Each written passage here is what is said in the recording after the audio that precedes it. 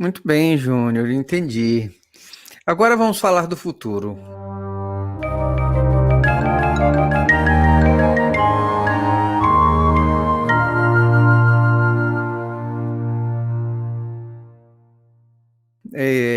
Eu, até para esclarecer, fui eu que mandei um WhatsApp para você, e mandei hoje, inclusive, então não deu tempo nem da gente conversar, né, sobre o que você está fazendo. Tudo que você está falando aí para mim é também novidade. Eu acredito que é novidade não só para as pessoas que estão assistindo, mas também para mim. Eu não sabia de nada, nós não conversamos antes, mas no WhatsApp que você me enviou, você me falou sobre os seus planos futuro, coisa que você está, inclusive, trabalhando. Então, esquecendo agora toda a questão do passado, toda aquela instituição, perseguição, trabalho que você fez, YouTube, Facebook, seja lá o que for. Então, agora vamos falar sobre o futuro. Vamos desconectar o que ficou para trás e vamos conectar para frente. Sobre o para frente, você me falou de uma coisa assim que para mim foi uma grande novidade, mas você disse que decidiu escrever um livro. E um livro é sobre a Igreja Cristã Maranata, que foi a igreja da qual você foi membro desde criança, não é? Como você falou lá no início desta live. E aí você vai escrever um livro sobre a Maranata e também sobre o fundador e o presidente da Igreja Maranata, que é o Gedeu Tigueiros. Assim, eu nem sei assim, qual é o material, de onde surgiu isso. Você já começou, vai começar? É alguma coisa assim? Você pode nos falar sobre um pouquinho da, desse projeto que você está fazendo ou vai fazer? Na verdade, alguns irmãos haviam conversado comigo sobre essa possibilidade. E a minha esposa tem me encorajado bastante. Olha, você deveria fazer um livro, né? Só que eu estava, assim, o trabalho hoje que está sendo feito é o trabalho de pesquisa bibliográfica. Então, assim, eu não posso revelar todos os meus planos aqui, porque, infelizmente, a gente sabe como eles andam. Mas eles estão a instituição, as seitas, elas estão passando por uma fase muito difícil. Isso não é por causa de mim, nem por causa de você. Elas estão passando por uma fase muito difícil. A testemunha de Jeová, Adventista, CCB, todas elas, Universal, todas elas estão passando por uma fase difícil. Por quê? Porque o mundo que nós estamos vivendo desde a escola de Frankfurt, essa ideia da pós-verdade. Então, assim, cada dia que passa, está sendo mais difícil conviver com, com este momento em que as instituições elas estão perdendo a credibilidade, elas estão, do ponto de vista da credibilidade, apodrecendo, todas elas, os estados nacionais, os poderes legislativo, judiciário, executivo, não é? A história está passando por uma, eu digo a história enquanto ciência, está passando por uma revisão. Hoje existe uma guerra de narrativas, o mundo está vivendo uma polarização política muito forte, a ponto que as seitas elas estão perdendo na mente do seu fiel o protagonismo. Se um líder de seita falar contra o líder político, aquela pessoa da seita não vai aceitar e vai ficar ao lado do líder político. Hoje já está desse jeito. Conheço vários, que inclusive estavam até em portas dos quartéis. Pastores, entendeu? Então, assim, hoje, o mundo que nós estamos vivendo, eu estava ouvindo um estudo do reverendo Hernandes Dias Lopes, que inclusive é lá de Vitória. Que eu digo lá de Vitória, ele é pastor da presbiteriana de Pinheiros e de Vitória, entendeu? Então, se algum irmão dessa denominação quiser ouvir realmente um pouco de Bíblia, é interessante ir lá, né? Só não conta pro dentista, senão ele, né? Aí o que acontece? O Hernandes Dias Lopes estava falando sobre as trombetas, e ele adentrou na questão da quinta trombeta. Né? Os homens buscarão a morte e não encontrarão. E ele foi explicando o significado de todos aqueles termos dentro do contexto da época. Os 5 meses, o tempo da larva, até a questão do gafanhoto, do período da larva, de quando ele surge, não é a questão o rosto como homem, cabelo de mulher, leão. Então foi explicando cada aspecto daquele, que era dentro da visão da época, mas que se adequa muito com os dias atuais. E ele falou uma coisa interessante, ele explicando, né? Ele falou assim, olha, os homens buscarão a morte e não encontrarão. E muitos acham com isso, né? Primeiro acha que a quinta trombeta vai ser tocada, então essas coisas não estão acontecendo. Muito daquilo já está acontecendo, né? Eu não estou dizendo que a quinta trombeta já tocou, não. Estou dizendo que muito daquilo já está acontecendo, né? Então ele diz uma coisa interessante, os homens buscarão a morte e não encontrarão.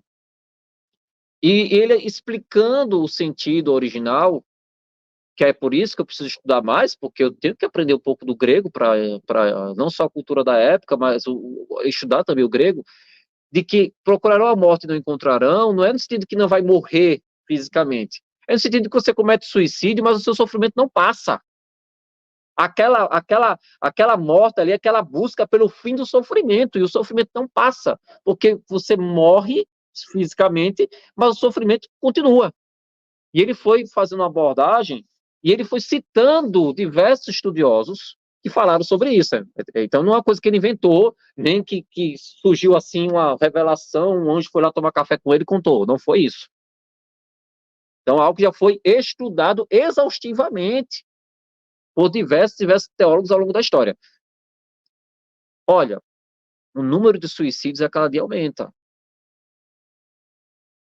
Os jovens hoje que vão à universidade, que vão a uma escola, eles estão sendo bombardeados por ideologias, que essas ideologias, elas vêm de potestades e principados. Não tenha dúvida, ela vem para destruir a mente humana, é um ataque à mente humana.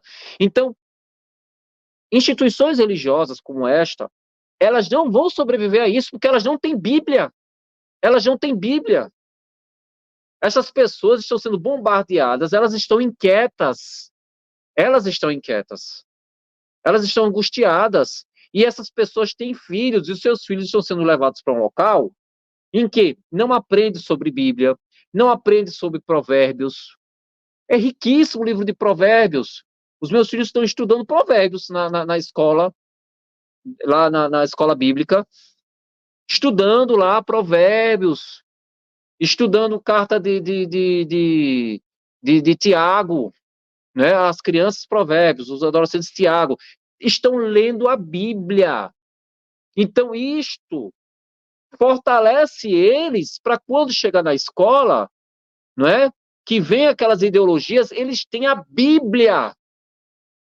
E nessa instituição, a pessoa ela está totalmente despreparada para enfrentar.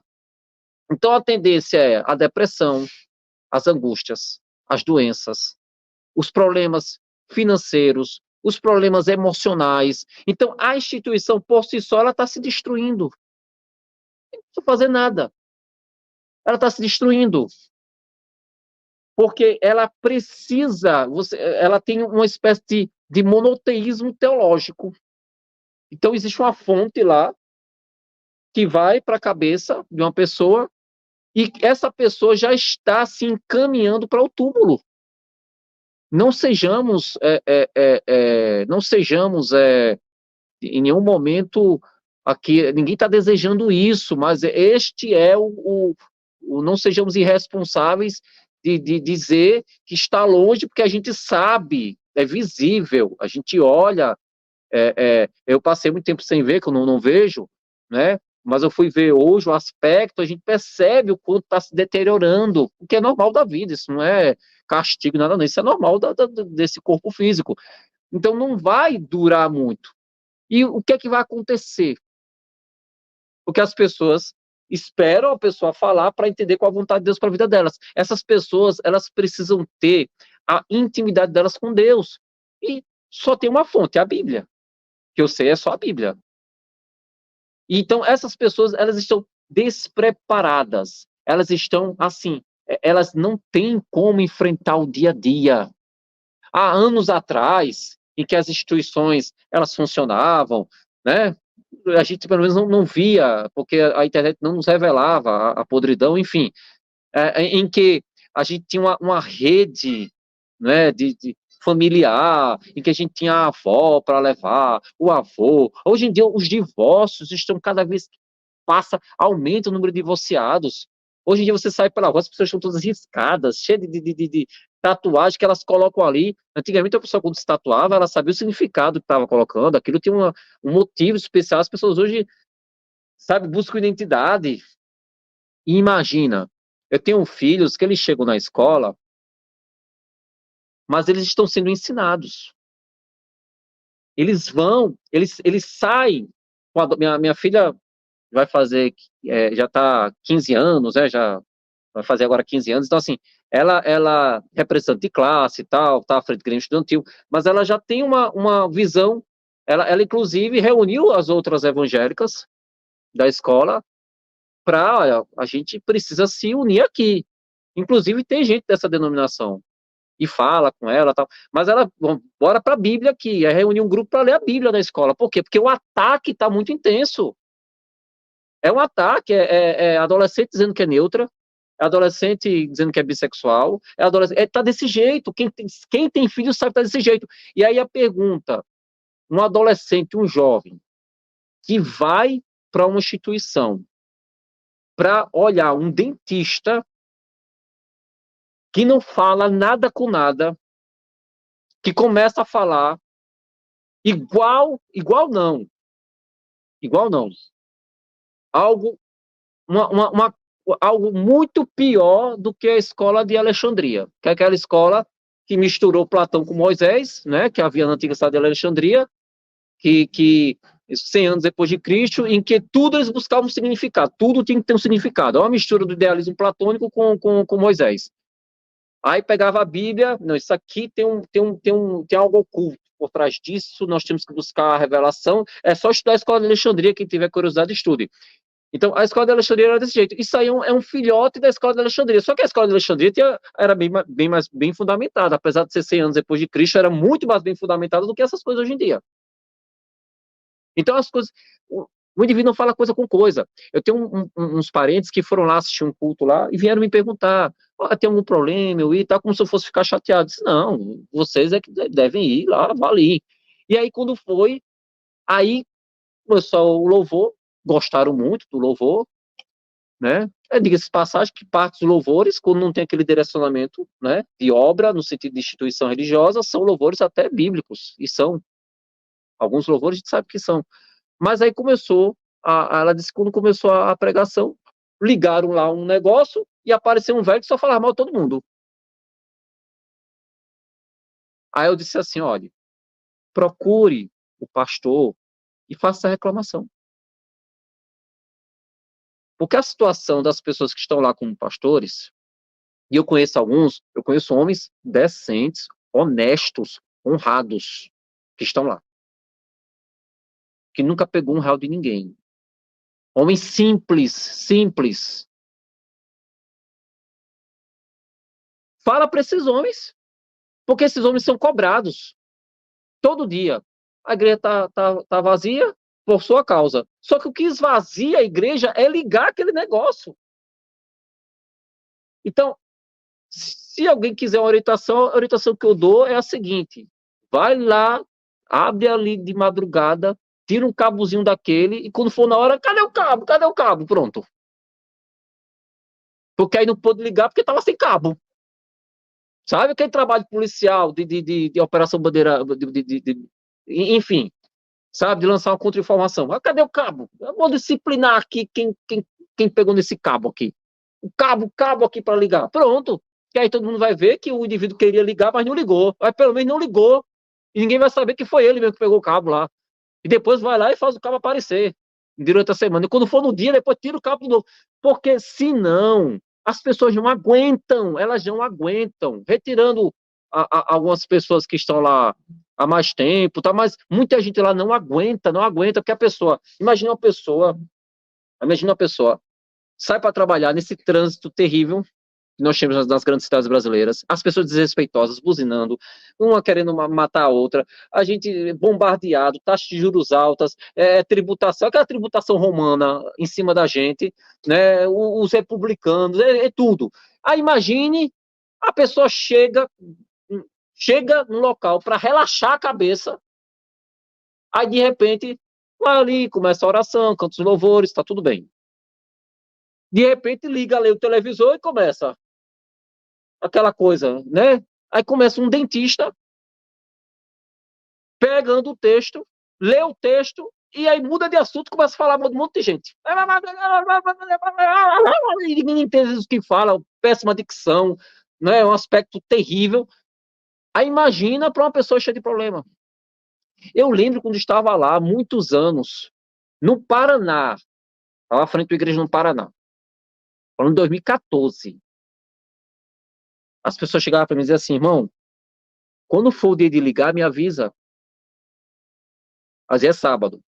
Pronto. Ninguém ia no sábado. Ninguém ia. Tô falando ninguém mesmo. Nem o grupo louvor ia, ninguém ia. E até os que tinham função diziam que tinha adoecido, que tinha não sei o que lá, que deu um problema, deu uma dor de barriga. Não ia ninguém. Tinha dito que só ia 6 pessoas. Porque ninguém queria ver. Ninguém queria ver. A ponto que precisa até chegar. Eu imagino. Olha, eu imagino para quem trabalha lá perto do dentista ter que e dizer para ele, tem tantas pessoas assistindo sem ter, que tem que enganar ele.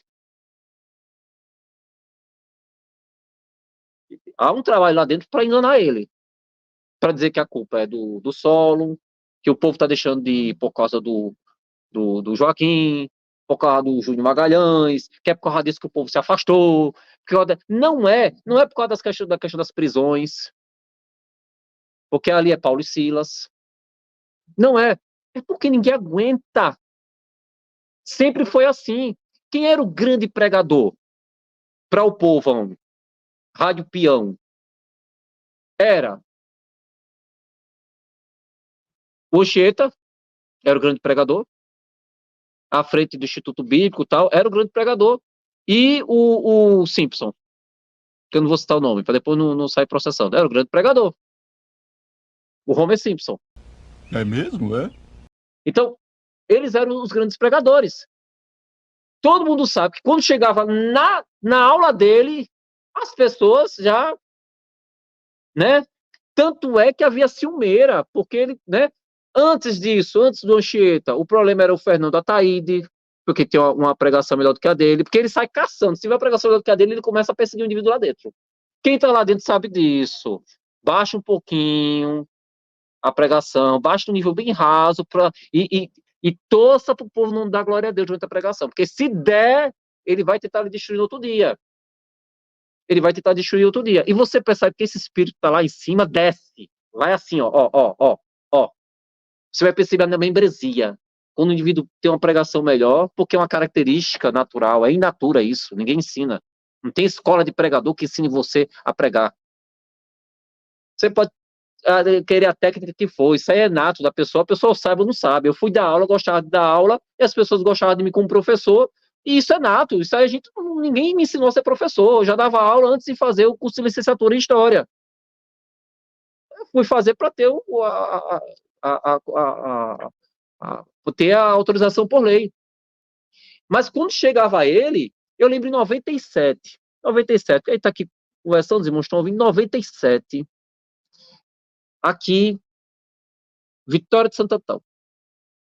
Aí vinha, rapaz, uma decepção pro povo, que o povo gostava do Roberto, que já saiu lá de Recife, gostava do Robson Baeta, que já saiu também tem uma pregação melhor, ele já não gosta, que era daqui. Gostava do Jorge Crespo, que era lá de Natal, aí tiraram também. Ou seja, qualquer um que tivesse uma mensagem melhor, pronto. Tira, não serve, não entendeu, tá na razão, tal. Era só invejite. Aí pronto. A gente percebeu. Eu lembro quando o Oxeto Carvalho levava uma pregação, muitas, inclusive, em muitos momentos, ele adentrava em questões bíblicas, questões morais, de ética, ali descrevendo o personagem e se expressa muito bem, tem uma boa oratória. Isso não é demérito, não é também vai descer ninguém, porque tem. Aquilo gerava nele uma. Que quando ele entrava, ele já começava com indireta, pocheta. Já lá, naquela época, muito tempo atrás. Então, assim, é um problema. É um problema para quem está lá. Entendeu? Por quê? Porque é um indivíduo. Não há salvação do ponto de vista, assim, Deus pode todas as coisas, Deus pode salvar. Mas, assim, pelo que a gente estuda na Bíblia, assim, a gente não vê, assim, a gente vê que já está totalmente ali entregue. Mas, claro, Deus pode, porque Deus pode todas as coisas. A gente não coloca limite em Deus. Só que isso aí é extremamente é como a lepra, aquela coisa que é extremamente contagioso. Você vai vendo que os outros são assim, e aí um denunciando o outro. Aí eles saem de lá, a maioria porque não conseguiu o que queria,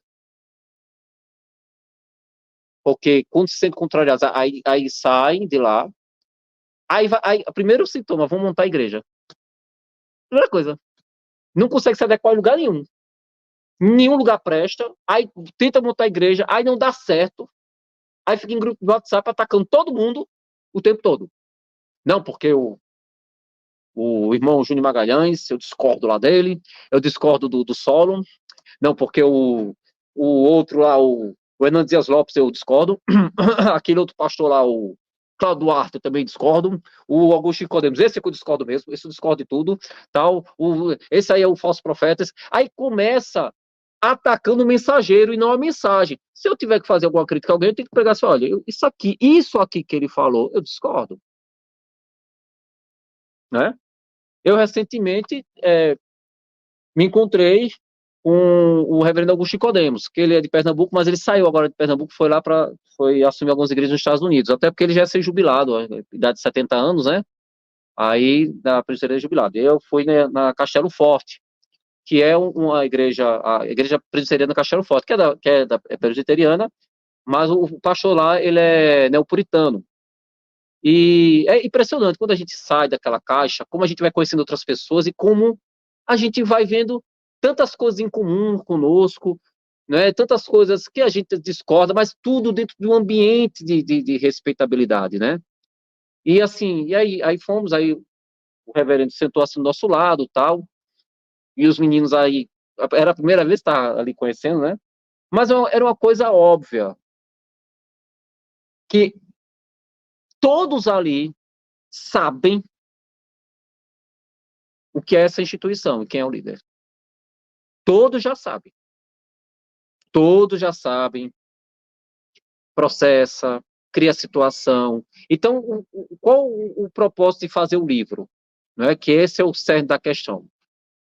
Que para se fazer um livro como esse, e não é um livro só,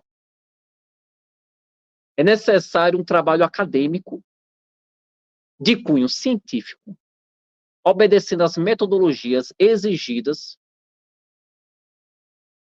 para que a gente possa fazer um trabalho sobre a história da instituição.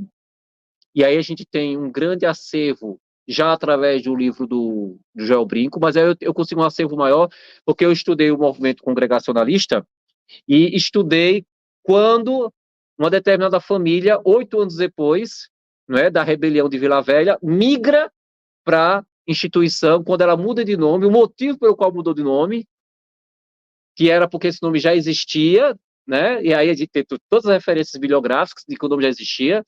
E quando muda de nome, e a leva de pastores que vieram do movimento congregacionalista, e esses pastores, como eles se tornam imediatamente pastores da instituição, e o número de membros que vem. Porque até então, antes, durante 8 anos, não tinha nada. Ou seja, com ele não teve nada. Teve quando o outro veio, aí cresceu, porque eram mais de 70, com toda a sua membresia vindo. E as tentativas de cooptação em várias cidades, viajava às cidades, cooptando pastores da presbiteriana para se juntar. Teve pastor presbiteriano, inclusive, que saiu, aqui em Maceió saiu, foi cooptado, depois acabou voltando para a presbiteriana o aceitou. Então, um nível terrível, porque ele queria destruir a presbiteriana. E os presbiterianos sabem disso. E o detalhe, a história da família dele é uma história riquíssima dentro do movimento presbiteriano. E isso também tem que ser abordado, né? Porque, assim, a gente vai ver como eles foram importantes para determinados vários setores da sociedade, como foram perseguidos e como também lutaram contra o movimento pentecostal. As referências bibliográficas são claras, né? Não só, é interessante que a CCB também, ela saiu de um pastor presbiteriano, tá? Então, assim, é interessante. Quando a gente vai ver tudo isso, a gente vai pegar um grande acervo, a partir daí, mostrar a rebelião de Vila Velha, que é fruto de uma rebelião, e tudo isso a nível acadêmico. Por que a nível acadêmico? Porque nós temos que nos proteger juridicamente. E a nível acadêmico, trazer essas informações, depois disso, adentrar no campo, adentrar no campo das doutrinas, a origem das doutrinas, né? De onde elas vêm. E, por fim, no terceiro momento do livro, falar das experiências das pessoas, dos traumas, dos relatos. Então, isso demanda um trabalho com o científico, que será feito dentro do ambiente acadêmico. E, para isso, eu vou ter que viajar, inclusive.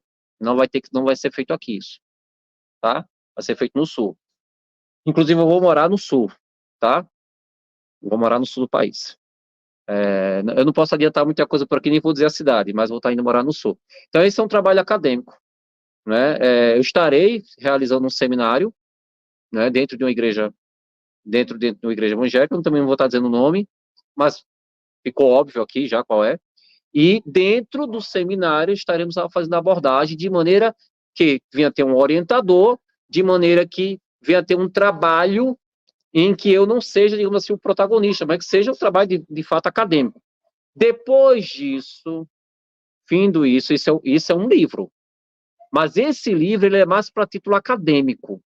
Vai ser necessário desse livro extrair outro, numa linguagem acessível às pessoas, para falar da instituição, e, ao mesmo tempo, um livro que venha trazer uma palavra de conforto. Porque você imagina uma pessoa traumatizada indo ler. Então, a gente precisa ir dosando até o que vai falar. Mostrando na palavra de Deus como estas coisas estão previstas biblicamente, não é? Como assim, existem falsos profetas, o livramento que Deus deu ao retirar as pessoas desse ambiente, então mostrar para elas que é necessário nascer de novo, passar uma borracha, começar tudo de novo, e ajudar aqueles que estão saindo, cada um tem o seu chamado. Por exemplo, tem uma pessoa que saiu e resolveu não estar falando dela, eu entendo o chamado dele. Não é todo mundo que foi chamado para ser João Batista, não. Mas se posicionou, determinadamente foi lá e se posicionou. Eu acho que é importante todo mundo se posicionar. Acho que ninguém é obrigado a criar canal, ser processado 1000 vezes, mas é necessário se posicionar. E as instituições religiosas, elas vão começar a se posicionar. Elas estão indiretamente se posicionando. Por quê? Porque a leva de pessoas que estão chegando nessas instituições, doentes, estão sendo acolhidas, é enorme. Meus irmãos, o número de pessoas sequeladas que estão chegando nas igrejas reformadas é enorme. É o maior número. É uma coisa assim impressionante. E até essa pessoa, as pessoas já sabem as características. Ela vai chegar aqui, ela vai dizer que que sonhou com algo, quer saber o significado desse sonho. Essa pessoa vai querer uma visão para a vida dela. Essa pessoa, ela abre a Bíblia aleatoriamente e vai buscar ali uma resposta. Essa pessoa, se ela não ocupar um cargo na igreja, ela vai achar que está sendo humilhada. Então, essas pessoas, ela vai achar, quando o pastor está pregando, está soltando alguma indireta com ela, elas chegam assim. Entendeu? Então, essas igrejas reformadas, elas não têm a ideia, tá tendo agora, do que está lidando. Porque aquilo que para eles, você imagina, para ser pastor lá, você tem que passar não sei quantos anos dentro de um seminário, e é só aquilo que você vai fazer. Sai do seminário, muitas vezes em regime de internato, você sai, você ainda passa tempo auxiliando outro pastor para poder ir ficar à frente da congregação. E remunerado. Ou seja, você tem que se dedicar àquilo. Você não vai ficar rico, nem conseguir dinheiro, né? O dentista podia seguir esse caminho, mas ele queria ter, né, recurso, ele ia deixar de, né, para estar ganhando pouco. E naquela época você ganhava pouco mesmo. Então ele queria ser as duas coisas. Não conseguiu, provocou a rebelião. Isso aí vai ser tudo colocado a nível acadêmico e depois colocado em livro. Entendeu? Para se proteger juridicamente. Porque aí você vai ter uma editora. Hoje em dia está mais acessível os irmãos reformados, os irmãos da Assembleia de Deus, inclusive, eles estão mais abertos a citar de fato o nome da instituição. Porque já se fala abertamente, Testemunho de Jeová, já se fala da Universal, já se fala da CCB, já se fala da Adventista, mas o receio que se tem, olha só, a Adventista chegou a um ponto que os irmãos lá na Cruzada Cristã, que eu não pude ir, mas ano que vem estarei lá, foi dito que o primeiro, lá em Campina Grande, foi dito que o primeiro, vão fazer o primeiro museu de arqueologia de fato evangélico, porque eles não consideram a Adventista evangélica. Olha só, ia falar abertamente isso, ao som de microfone, alto, para todo mundo, 15 mil pessoas ouvindo. Então vai chegar um determinado momento que essa instituição vai começar a falar o nome dela, já está sendo falado. Já está sendo falado. E as pessoas sabem que vão ser processadas, porque diferente das outras, essa aí processa por mera opinião. Essa aí, ela já é caracterizada por isso. A ponto de que o Caio Fábio, que aderiu muito da teologia progressista, ele não é progressista em si, mas em alguns aspectos ele aderiu, ele pode ter, eu posso discordar dele, mas ele foi enfático quando falou da denominação e sofreu um processo. Aí fez lá um acordo e resolveu não falar mais da instituição. Então, assim, a maneira como se vai se dar demanda um pouquinho de tempo, é óbvio que demanda tempo, mas isso está sendo feito já. Porque antes a gente iniciar um projeto desse, a gente precisa conversar com as pessoas, precisa dialogar. Eu não posso chegar para uma pessoa que eu mal conheço e começar, eu tenho um projeto aqui, eu não posso fazer isso. É necessário conhecer, conversar e deixar que as pessoas vejam. Porque eu fiquei em silêncio, mas basta chegar outra pessoa lá para visitar e começa aí, e começa com todos aqueles problemas, e que eles começam a perceber e a ver, eles começam a ver, olha, tem alguma coisa estranha aqui acontecendo. Chegaram para minha esposa e disseram assim, o que é que está acontecendo com a igreja? Aí falou o nome. Por quê? Está saindo um monte de gente de lá, na igreja batista El Shaddai estava cheio deles lá, ali tá outro grupo lá, não sei o que lá, ou seja, há um esvaziamento, E esse esvaziamento se deve ao quê?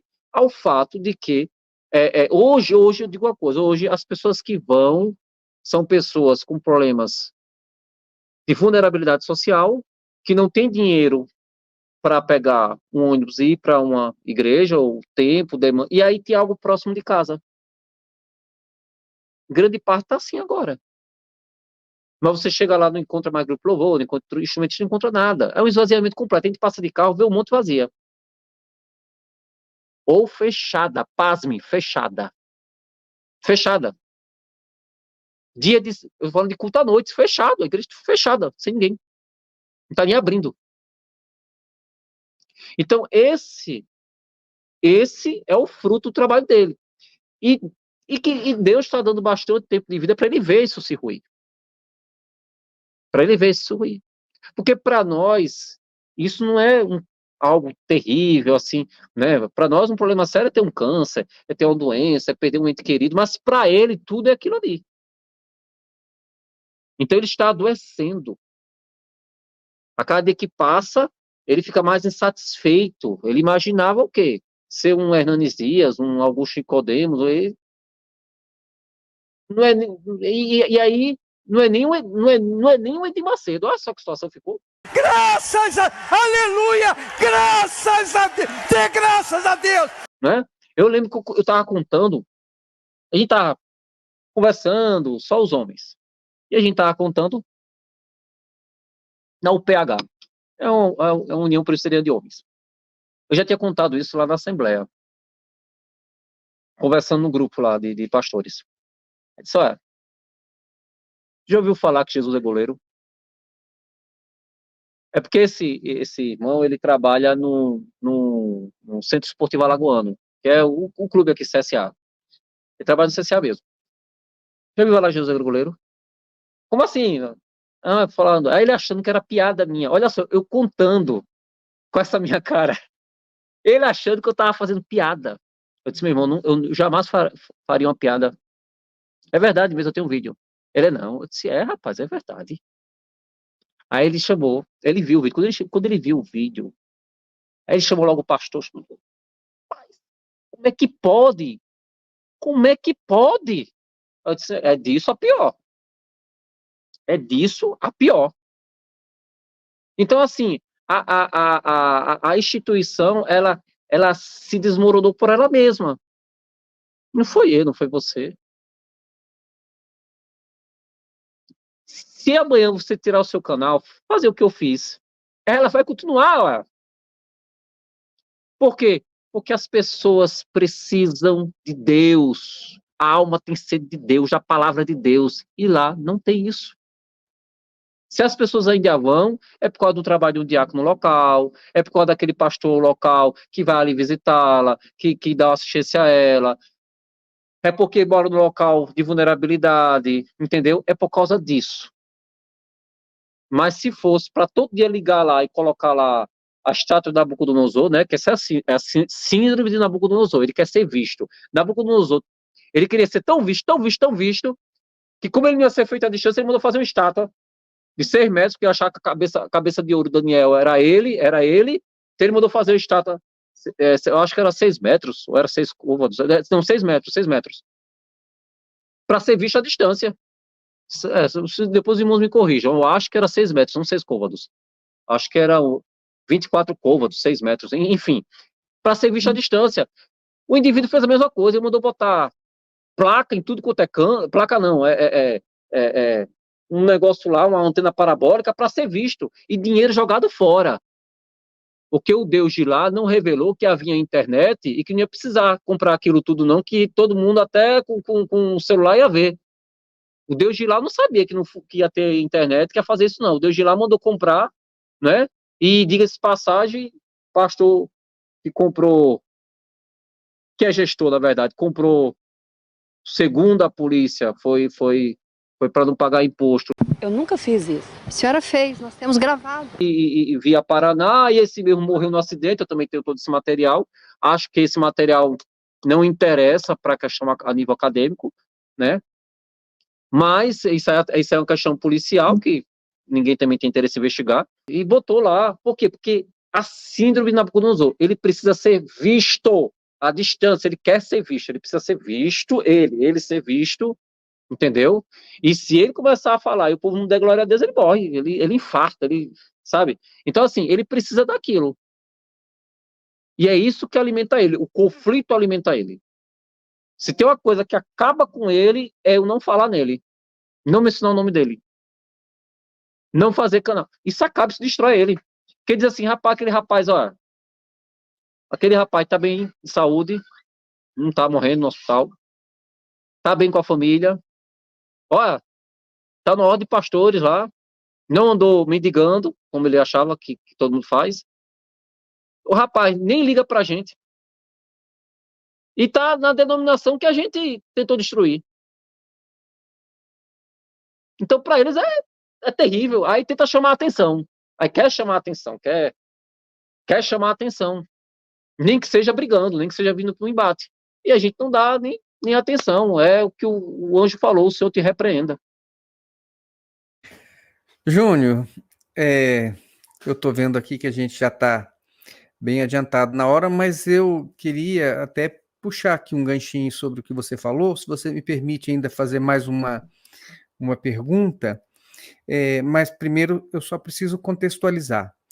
Veja bem, do tempo em que eu ainda estava na igreja cristã, Maranata, era pastor, a sensação que nós tínhamos era o seguinte: havia um sistema em funcionamento em que foi criado para não depender de pessoas e não precisar de pessoas nem dessas lideranças locais. Então eles tinham aquele discurso de que, olha, aqui não tem o homem da prece poderosa, aqui não tem aquela pessoa que é um líder em destaque, aqui não existe aquele homem que a igreja depende dele, se ele morrer, vai acabar tudo. Só que o que aconteceu? Isso foi depois do meu desligamento. Com a chegada desse satélite, de fato, aquilo que eles diziam que realmente não existia, olha, não tem uma pessoa aqui que comande, uma pessoa que tudo depende dessa pessoa, mas o satélite começou a dar evidências ao presidente. Ele puxou uma centralização de tal forma que só ele pode dar escola bíblica, só ele entende cantares, só ele consegue fazer. Então, dá a impressão de que agora as coisas estão dependendo exclusivamente dele. Agora, com este novo contexto, que é diferente do que eu vivi no passado, neste novo contexto, quando então acontecer, porque isso é uma coisa normal, acontece com todo mundo, quando o Gedeuti vier a faltar, né? E o sonho que ele mesmo disse que teve sobre o dia do falecimento dele se cumprir. Como vai ficar essa situação dessa igreja que já vem em decadência, e aí, neste momento de decadência, ainda coloca uma pessoa em evidência tal que parece que tudo depende dele. O que você acha que pode acontecer, então, neste momento seguinte ao falecimento de Gedeuti Guedes? Você assim, tem alguma percepção sobre isso? Eu estava exatamente hoje pensando sobre isso. Olha só, a gente tinha uma aula lá que era organismo ou organização, que lá funcionava porque não era uma organização, era um organismo, então o organismo funciona independente de homens. Então nós tínhamos essa aula lá. O que acontece é o seguinte, a instituição, qualquer instituição religiosa, ela funciona independente do homem que esteja lá. Se você chegar, por exemplo, eu estava na Assembleia de Deus, eu me afastei da função eclesiástica, né, não tá presidindo a igreja, continuou tudo normal. Inclusive, quando ficou a missionária à frente, ficou tudo normal. Então, assim, quando você tem um corpo de pessoas que compreende a doutrina de um determinado local, usos e costumes e a sua liturgia, ela vai continuar independente, ela continua até com crianças. Ela continua. Então, de fato, isso foi substituído, não é, pela figura dele. E isso vai, por exemplo, em 2012, quando surgiram as interceptações por parte da ECO, não é? O que é que a interceptação pegou? Que havia uma ordem de sacrificar a imagem da instituição, mas preservar dele. Então, eles colocam a instituição para ser, de fato, atacada. Eles colocam a própria membresia exposta. Quem vai sofrer tudo é o povo. Então, eles deixaram muito claro isso. Olha, a instituição deixa bater, mas não deixa bater nele. Então, assim, a instituição que ele criou é para ele. Ele não tem a mínima preocupação com o que vai acontecer depois da morte dele. Você lembra do rei Ezequias? Quando foi dito que depois que ele morresse, né? Ele não vou estar aqui vivo mesmo. Leiam a história do rei Ezequias. Chegou lá, revelou, abriu as portas do palácio, revelou intimidade. Ali, decretou que foi decretado ali historicamente, que a Babilônia, quando tivesse condição, ia vir, invadir e destruir. Quando Ezequias tomou consciência, quando voltar aqui vivo, ele não tem a minha preocupação. Ele não prepara ninguém para assumir o lugar dele. Ele não trabalha ninguém para assumir o lugar dele. Ele não tem filhos para isso. Tudo é em torno dele. Ele é o centro. Ele é o centro. Não há espaço para nada. Mesmo que um determinado pastor atraia a membresia, atraia pessoas, como o Anchieta, ou como o que eu mencionei, faleceu agora recentemente, o pastor Fernando Ataíde, e tantos outros, mesmo que sejam pessoas íntegras, honestas, que tenham uma boa pregação, são descartáveis. Porque ele não pensa na instituição, ele pensa nele. A instituição, tudo se confunde, a instituição é para ele. É para ele se engrandecer. O termo lá que usa é apenas apenas para colocar como uma grande realização dele. Aquilo é a grande realização dele. Depois, ele não tá minimamente preocupado. Acho que teve até um pastor que falou sobre isso, que pediu, só sai depois que eu morrer. E ele disse, não, mas você não quer pregar por quê? Você está pensando em sair?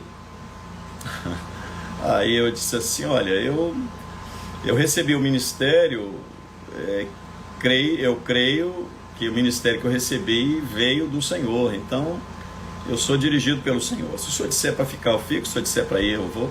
E ele então me disse, o Senhor nunca vai dizer para você sair. Eu disse, eu não sei. E então ele me fez um pedido. Ele disse assim, sai depois que eu morrer. E eu disse para ele, eu não estou dizendo que eu vou sair. Eu estou dizendo que eu sou um homem dirigido pelo Espírito Santo. Mas se Deus disser para sair, eu saio. Se Deus disser para ficar, eu fico. Mas ele pediu, não, eu vou te pedir mais uma vez, sai depois que eu morrer. Depois que eu morrer, você sai. Então ele não tem a mínima preocupação. Eu acredito que vai haver situações de conflito, são inevitáveis, a gente não sabe o que vai de fato acontecer. Mas acredito assim, se eu pudesse dar uma opinião a eles, né? Eles têm uma grande capacidade logística, têm uma grande infraestrutura, está espalhado, né, em todo o país, que eles podem adotar, de fato, alguma confissão de fé, não precisa mudar tanto a liturgia, a não ser retirar alguns aspectos alguns aspectos místicos, algumas doutrinas retirar de fato. Você não vai retirar o poder do sangue de Jesus, porque nós cremos no poder do sangue de Jesus. O que não vai é mistificar aquele clamor. E vai começar a fazer um trabalho novo, que com a estrutura que eles têm, eles podem montar, inclusive, seminários para pastores, cursos de teologia, não é? Buscar apagar esse passado, né? Agora, sim, quem vai fazer isso é muito difícil, porque são pessoas que conviveram com ele e estão totalmente contaminados. Então, assim, mas assim, ele não deixou ninguém preparado para isso. E ninguém enxerga em outro, a gente percebeu isso com a saída do Anchieta Carvalho, que qualquer um ali é descartável. E a própria instituição, para ele, é descartável. Para ele, não serve se a instituição hoje tivesse 5 milhões de membros, e ele não estando em evidência. Porque a instituição podia ter muito mais gente. Porque há denominações piores que conseguem encher. Então, assim, a instituição, ela esvazia por causa dele. Tem que se dizer isso. Não é nem por causa de falsa doutrina, é por causa dele. Ele gera a insatisfação. Ele faz com que muitos bons, inclusive pregadores, do ponto de vista da retórica, não estou falando de conhecimento bíblico, saiam de lá. Ele gera os processos, ele gera os conflitos, ele atrai o ódio de algumas pessoas, ele gera muito problema. É algo desenfreado. É desenfreado, não é? Então, assim, ele gera problema, inclusive até para os parlamentares que apoiam a instituição, que acabam se tornando uma vitrine para serem atacados por causa dele. Então, assim, ele é o problema. Mas ele não está nem aí para isso. Ele quer que cresça para que ele seja visto. Se não for para ele ser visto, não adianta. Ele prefere que não tenha ninguém. Pode fechar. E assim, quando ele faz esse trabalho de cantares, isso aí é porque assim, ele precisa dizer para o povo que ele tem um grande conhecimento. E ele não tem. Quem leu a Bíblia minimamente sabe que ele não sabe o que está falando. Ele vai pegar ali um negócio, um texto, ele vai estudar um pouco da história, ele vai chegar lá, vai começar a fazer analogias e vai dizer que... E antes ele fazia isso, só que por não haver internet, nós não tínhamos acesso. Por que as pessoas lá eram proibidas de ir para outra denominação? Porque era para fingir que o que eles tinham era deles. Quem é da década de 90 sabe que a maioria das aulas vinha, que eram dadas nos seminários, eram dadas na Assembleia de Deus.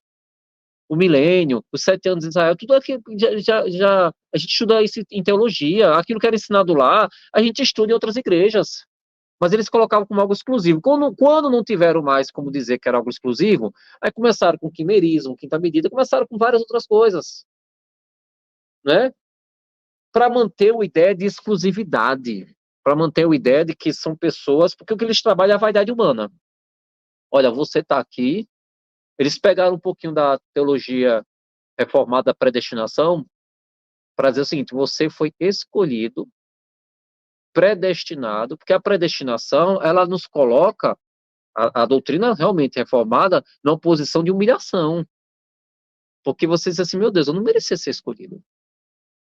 Ou seja, não há nada que eu faça que vai fazer isso, foi pura misericórdia de Deus. Mas lá eles colocam assim, não, você foi escolhido, mas aí a ênfase não é a salvação, para realizar esta obra. Então você é melhor do que os outros. Não dizem isso, vai dizer que é pior, mas é no sentido de melhor. E aí começa, rapidamente o indivíduo vai escalonando, vira obreiro, diácono, tal. Ou seja, vai escalonando e rapidamente também deixa de ser. Porque ele vai tendo mais contato com a Bíblia e vai chegar um momento que ele não vai suportar. Então, assim, a reserva, o mercado de reserva dele está muito baixo. Porque a maioria das pessoas já sabe que é a instituição. É muito difícil para uma pessoa que está lá evangelizar. Olha, bora lá conhecer a minha igreja? Bora. Aí a pessoa vai. Eu conheci uma pessoa aqui e disse assim, eu conheci tal igreja. Você já ouviu falar? Aí eu disse, já. Eu não disse que tinha sido. A pessoa ouviu falar dessa instituição. Eu não disse que tinha sido lá. Olha só, logo eu. Você já ouviu falar. Seja sincero, pastor, o que é que o senhor acha? Que eu não consigo não, assim, na Assembleia de Deus, tal, é um pessoal falando em línguas, presbiteriana, começou, eu disse, não, mas eu estou na presbiteriana, não estou mais pastoreando não, ela disse, não, é que a presbiteriana, eu acho muito longo, tal, aí falou da instituição, achei bom, achei os louvores bonitos, tal, o pessoal bem, aí eu disse que tinha sido de lá, assim, e aí, eu disse, olha, vá, veja, você já foi, vá, não indo, e daqui a um mês a gente conversa melhor. Aí ela foi, ela ficou, não, eu fiquei com uma pulga atrás, tem alguma coisa lá que você não quis dizer e tal. Aí disse, você já viu alguma coisa na internet? Ela já. Eu disse, pronto, eu não preciso lhe dizer nada. Eu não preciso lhe dizer nada. É só você ler o que está lá. Então as pessoas, quando vão e contam, olha, eu fui esse lugar maravilhoso. Antigamente, ó, imagina década de 90. Olha, eu fui num lugar maravilhoso, cheguei lá, fui tão bem atendido. Olha, pense, cheguei lá, aquele silêncio, o indivíduo tocando violão, tudo bem comportadinho, as crianças comportadinhas. Imagina no mundo de caos, precisa chegar no local e encontrar ordem. Então já acho que vem de Deus. E olha, pense, o louvor lindo, tal, e aí o pregador pregou 20 minutos, tão direto, sabe, falava manso, não gritou, não pediu dinheiro, não fez nada, depois do culto eles vieram, me deram assistência, conversaram comigo, olha, eu tô maravilhada com esse lugar. Pronto, década de 90. Aí imagine hoje, a pessoa vai, chega lá, Sabe, a gente, eu fui para um lugar tão bom, não sei o que lá. A pessoa, já sei. Entra na internet, foi tudo preso. Isso não vai mais. A reserva de mercado deles está lá embaixo. E com essa competição que existe agora do church, do gospel, isso, da igreja de parede preta, do não sei o que lá, sabe? E com essa. Aí que a coisa piorou de vez. Então, assim, imagine. E para quem está lá, não é? Quando se sente menosprezado, aí já quer sair porque o indivíduo achava que ia ser levantado diácono, ao outro foi levantado diácono no lugar dele, aí ele já ficou com raiva. Aí imagine esse emaranhado lá dentro de coisas, uns brigando com os outros, sabe? Olha, nessa guerra, pastor Saulo, nós não temos que pelejar, ficar parado e ver o livramento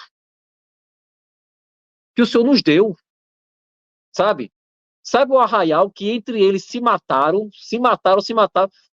Entre eles, se a gente não fizer nada, acaba. Aí, isso eu estou falando quando uma pessoa vai e não ligam a televisão lá. Quando liga a televisão, pronto, a pessoa diz assim, rapaz, eu fui, apareceu um velho que sai falando mal de todo mundo, falando mal de todo mundo. Eu ouvi isso de pessoas. Eu ouvi isso de pessoas. Então, assim, não precisa falar nada. Aliás, quando a gente não fala, é que as pessoas ficam mais, sabe? A mente delas começa. Eu vou dizer uma coisa aqui para quem está lá.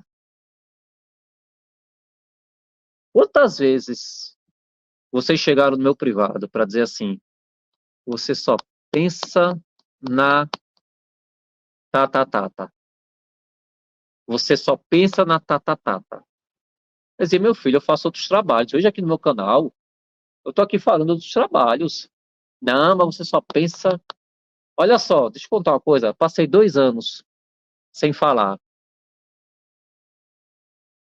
Mas a sua liderança entra nas minhas redes sociais todos os dias, praticamente. Não para de pensar em mim.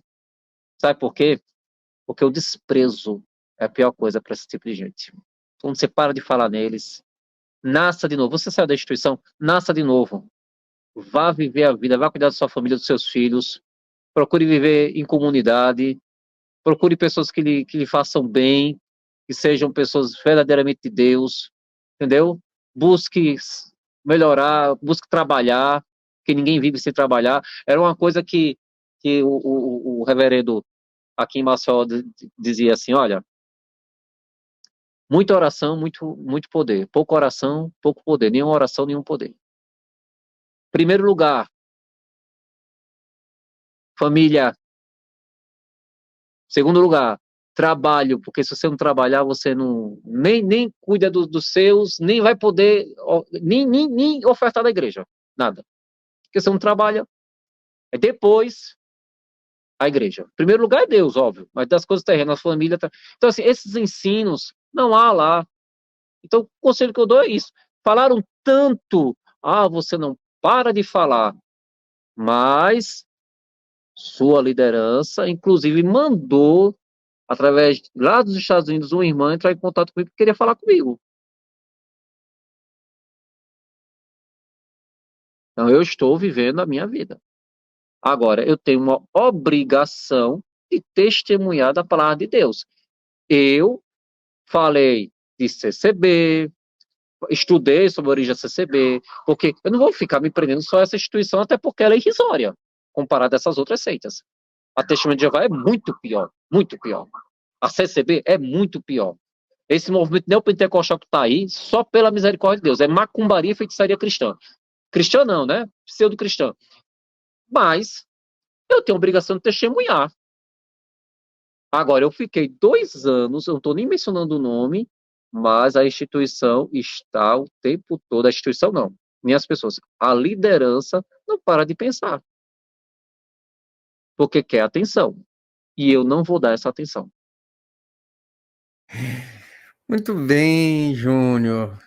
Bom, estendemos bastante aqui, então eu só posso agradecer aí o tempo que você reservou para conversar conosco, agradecer aí pelas suas impressões, pelas informações, desejar que você realmente prospere neste trabalho que está fazendo. Quando tiver mais informações sobre o livro, tiver alguma coisa, então já concretizada, né? Que você possa, então, mandar uma mensagem para a gente conversar mais uma vez. Mas agradeço a participação. Pode Eu falar. estou à disposição para, se toda semana quiser, uma vez na semana, a gente ter esse diálogo e abordar algum assunto ou perguntas dos irmãos, a gente fazer. Não vou estar mencionando o nome ou orientações jurídicas, mas também porque eu não faço questão de mencionar mesmo nome. É verdade.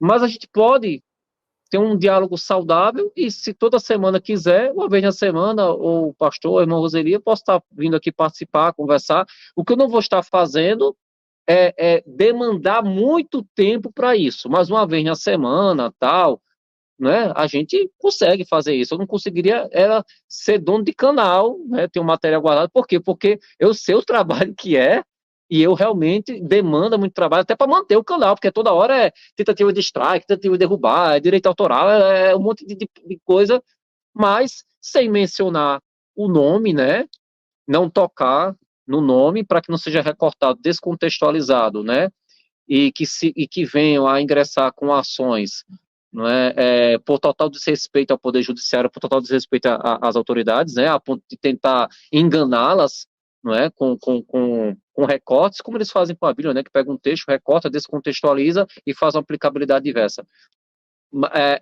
Mas, independente disso, a gente está aqui à disposição, sempre, se tiver assim, ó, teve essa aula aqui, vamos conversar sobre essa aula, aí eu posso chegar e conversar. Até porque não existe isso aí, o livro exige um preparo do ponto de vista científico. Porque assim, eu não parei de conversar com as pessoas. Ao contrário, ampliou o leque. E como parei o canal, ampliou o leque de contatos e de pessoas que a gente vai conversando, dialogando. Claro, eu não converso só sobre isso, eu converso diversos outros assuntos, né? E quem assistia às minhas lives via que a gente falava sobre a ordem de Melquisedeque, conversava sobre Noé, que Noé é citado no livro de Pedro, essas coisas que o pessoal que está lá nem sabe que existe porque não lê a Bíblia, né? Mas a gente conversava sobre isso, né? Sobre a questão de Salomão, de quando a feitiçaria entra em Israel. Então a gente ia fazer uma abordagem, até sobre a questão do pastorado feminino, se deve existir ou não. Teve agora um ataque ao reverendo Arival, que o reverendo Arival disse na presbiteria de Pinheiros que achava que mulher poderia sim, aí começaram a dizer que ele tem que ser expulso. Essas coisas acontecem em todo lugar, né? Do Supremo Conselho. Eu nem sei se é verdade, porque eu não vi ele falando isso, mas eu vi lá no Instagram. Mas assim, a gente, graças a Deus, por exemplo, hoje a minha esposa está muito gripada, mas teve um encontro de casais e da igreja, foi da igreja batista, mas reuniu assembleanos, presbiterianos, porque somos todos irmãos, né? Inclusive lá na última vez que nós participamos, foi um pastor batista na igreja presbiteriana aqui em Maceió que ficou à frente. Então existe esse tratamento natural entre irmãos, né? Então a gente, por exemplo, lá na Cruzada na Paraíba, tinha pastores da Assembleia de Deus, tinha pastor batista, tinha pastor da presbiteriana, eles estavam todos juntos lá pregando e conversando, e o debate é totalmente saudável de ideias, do papel da mulher da igreja, isso é normal, natural, entre irmãos, existe os defeitos de cada um, que nós somos cheios de defeitos, mas isso é absolutamente normal. O que não é normal é quando você tem, não é, reiteradas práticas, no mínimo assim, eu não vou dizer criminosas, mas do ponto de vista bíblico, em desacordo com a palavra de Deus. Eu estou aqui à disposição para que a gente venha conversar, haja vista, não é, que eu acho que agora é hora de voltar, assim, a tratar dos temas, né, como eu pedi a orientação do advogado, só sem mencionar nome de ninguém, até para não fazer ele recorte e não mandar ele para a justiça descontextualizado. Ok, Júnior. Muito obrigado, então, pela disposição. A gente, sempre que tiver condições, a gente pode voltar a conversar, né? Embora aí eu esteja aí já num processo de desaceleração também, já falei, né? Minha neta deve nascer agora por essas próximas semanas. Então, quer Eu vi no dizer, Facebook. eu provavelmente... Neta, É neta, Ana. Rapaz, só vem mulher, né? Verdade. Então, quer dizer, mas, enfim, na medida do possível, ainda eu, a Roseli, se a gente conseguir, a gente vai tocando aí o que der, até porque enquanto existirem processos judiciais, a gente não pode realmente desaparecer. Temos que ficar por aqui. Tá certo? No dia que não tiver mais processo, pode ser que a gente não tenha mais, né, necessidade de estar repetindo essas mesmas coisas, nossa missão já estaria cumprida. Mas, por enquanto, pelo menos, temos que prosseguir, ainda que num ritmo mais desacelerado. Mas agradeço demais aí a sua participação, sua disposição, e que Deus abençoe a sua vida, a sua família, seus 5 filhos, a Samira, o seu projeto. Também abençoe a todos aqueles que nos acompanharam até aqui. Desejo que Deus abençoe a todos. Fiquem na paz de Jesus e até o nosso próximo encontro. Tchau, tchau. Tchau.